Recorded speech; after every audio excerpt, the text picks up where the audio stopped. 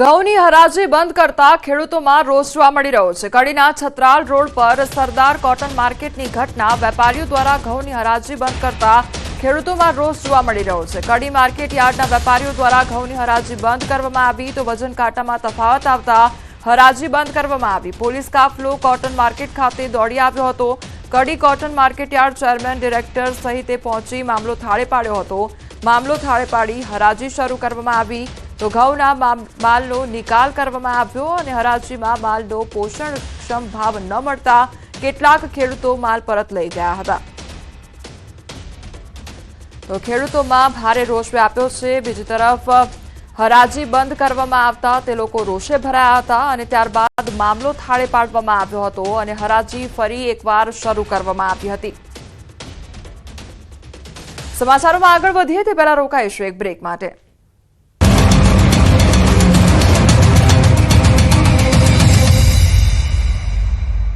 Job के लिए गुजरातना यूनिफॉर्म सिविल कोड लागू करता पहला सरकार द्वारा बनावવામાં આવેલી કમિટી દ્વારા અલગ અલગ સમાજના અગ્રણીઓ અને વિવિધ સંગઠનો પાસેથી અભિપ્રાય સૂચનો અને મંતવ્યો લેવામાં આવી રહ્યા છે। ત્યારે સુરતમાં યુસીસી કમિટીના સભ્યોની અધ્યક્ષતામાં જિલ્લા કલેક્ટર કચેરીએ બેઠક મળી હતી, જેમાં મોટી સંખ્યામાં વિવિધ સમાજના અગ્રણીઓ, સામાજિક સંસ્થાઓ, અલગ અલગ સંગઠનો તેમજ શહેરના ધારાસભ્યો, કોર્પોરેટર સહિત પૂર્વ સૈનિક હાજર રહ્યા હતા। જ્યાં તમામ લોકોએ સમાન કાયદો સમાન હક સાથે યુસીસીના કાયદાને સમર્થન જાહેર કર્યું હતું, જેમાં મુસ્લિમ આગેવાનોએ વિરોધ નોંધાવ્યો હતો। વિહિબ આગેવાને કહ્યું હતું કે હિન્દુ મુસ્લિમ એકતાની માત્ર વાતો કરવાથી એકતા આવવાની નથી, તમામ વ્યક્તિને એક સરખા હક અને અધિકાર મળવા જોઈએ। હવે કમિટી સરકારને આ અંગે રિપોર્ટ કરશે, જે રિપોર્ટના આધારે ગુજરાતમાં યુસીસીનો કાયદો લાગુ કરવામાં આવી શકે છે। જામનગરના સાયચા ગેંગના ગેરકાયદે ઘરો પર બુલડોઝર ફરી વળ્યું। બેડી વિસ્તારના સાયચા ગેંગે સરકારી જમીન પર કબજો જમાવ્યો હતો। ગેરકાયદે જમીન પર બંગલા, 11 પાક્કા મકાન બનાવી દીધા હતા।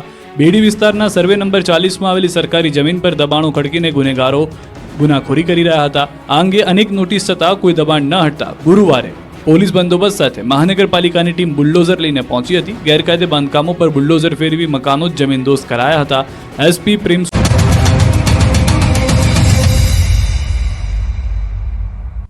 બ્રેક બાદ આપનું સ્વાગત છે અને સમાચાર પર નજર કરીએ તો ભરૂચમાં તસ્કરોએ તરખાટ મચાવ્યો છે અને મંદિરમાંથી ચોર મોબાઈલ ઉઠાવી ગયો અને મોબાઈલની ચોરી સીસીટીવી કેમેરામાં કેદ થઈ છે।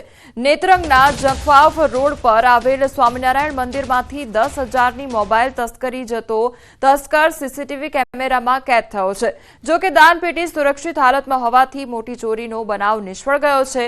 સીસીટીવીમાં જોઈ શકાય છે કે મંદિર પરિસરમાં તે પ્રવેશ કરે છે, જ્યાં દાનપેટી મૂકવામાં આવી છે ત્યાં જઈને દાનપેટી પર ચોરીનો નિષ્ફળ પ્રયાસ કરવામાં આવે છે। જો કે અહીં ચોરી નિષ્ફળ રહેતા મંદિરમાં ભજન કીર્તન ચાલુ હતા ત્યાં જઈને મોબાઈલની ચોરી કરી દે છે। સુરતના ભાઠા ગામ નજીક દીપડાના આંટાફેરા જોવા મળ્યા અને દીપડાને પકડવા 3 પાંજરા મૂકવામાં આવ્યા છે। 4 દિવસ પહેલા દીપડાએ વાછરડાનું મારણ કર્યું હતું। ભાઠા અને આસપાસના વિસ્તારોમાં લોકોમાં ભયનો માહોલ સર્જાયો છે। 9 દિવસ પહેલા દીપડો ભાઠા ગામ નજીક દેખાયો હતો, ત્યારબાદ વન વિભાગ દ્વારા દીપડાને પકડવા માટે 3 પાંજરા મૂકવામાં આવ્યા હતા। વન વિભાગ દ્વારા અલગ અલગ જગ્યા પર નાઇટ વિઝન કેમેરા પણ ગોઠવવામાં આવ્યા। રાત્રિના સમયે લોકોને એકલા ન નીકળવા માટે વન વિભાગે અપીલ કરી।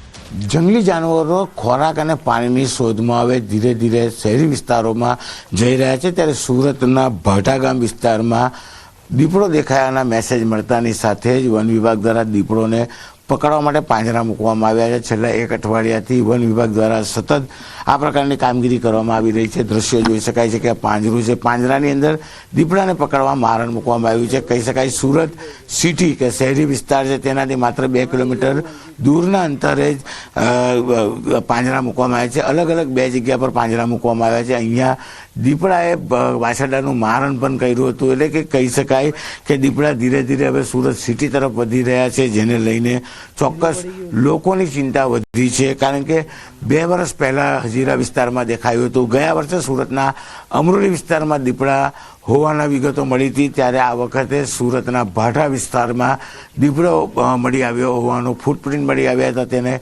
લોકોએ જોયો હતો અને જે પ્રકારે દીપડાની વિગતો સામે આવતા વન વિભાગ છેલ્લા 1 અઠવાડિયાથી દીપડાને પાંજરે પૂરવા માટે સતત મહેનત કરી રહી છે।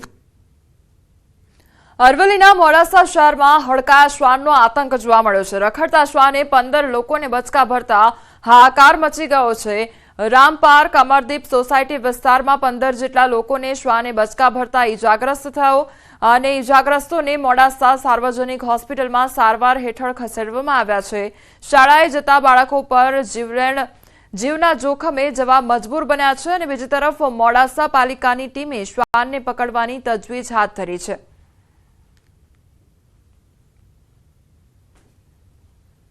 એક કૂતરું મારી ઘણી નજીક આવી ગયું.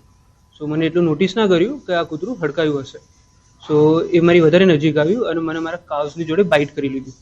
સો ત્યાં મેં મારો બચાવ કરવા માટે એને ધક્કો માર્યો, પણ એ મને ફરીથી કેળવા આવ્યું, પણ લકીલી હું બચી ગયો. સો આફ્ટર દેટ હું સાર્વજનિકમાં ગયો અને મને મારા પગની જોડે મારે અરાઉન્ડ 6 ઇન્જેક્શન લેવા પડ્યા અને ટોટલી મેં 7 થી 8 ઇન્જેક્શન લીધા છે. અમારા નાના છોકરાઓ ફળિયામાં ફરે છે, બુજુર્ગ બી ફરે છે સાંજે, તો એમના કરડે એ સારી વાત નથી. અને બહુ જ બધા કૂતરા છે અહીંયા ફરે છે, તો અહીંયા બહુ જોખમી છે. આ કૂતરાઓ અવારનવાર કરતા હોય છે, તો નગરપાલિકાને અમને વિનંતી છે કે આનું તાત્કાલિક નિવારણ કરવામાં આવે. ભરૂચના મનુબર રોડ વિસ્તારમાં બિનવારસી કારે પોલીસ તંત્રને